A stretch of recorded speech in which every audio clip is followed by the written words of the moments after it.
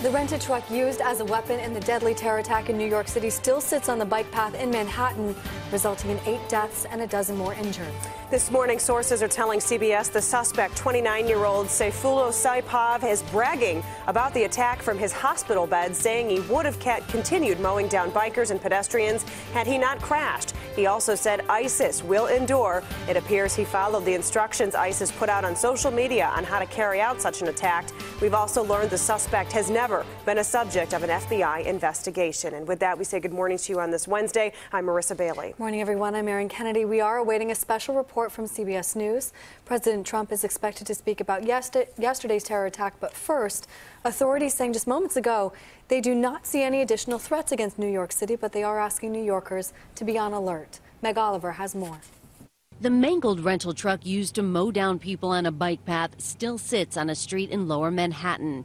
Investigators want to know if the alleged driver, Sayfullo Saipov, had any accomplices in planning his deadly rampage. CBS News has learned he told police he did it for ISIS and that he was pleased with the results. It appears that Mr. Saipov had been planning this for a number of weeks. The 29-year-old suspect came to the U.S. on a green card from Uzbekistan in 2010. Overnight, the FBI searched his last official address in Tampa, Florida, as well as a location in Paterson, New Jersey, where the suspect is believed to have been living recently.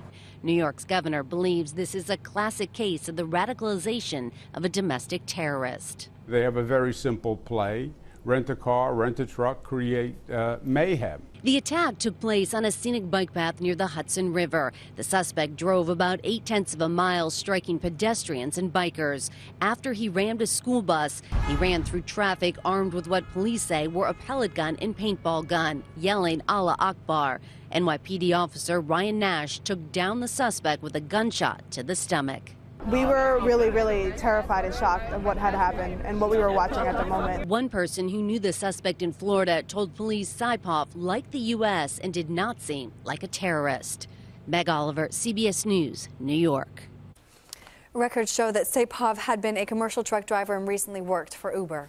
We are learning more about the victims of the terror attack. 5 of the people who died were friends visiting New York, that is, from Argentina, to celebrate the 30th anniversary of their high school graduation. Another person who died was from Europe. Officials today said doctors have released 3 victims who survived the attack and that 9 others are still in the hospital.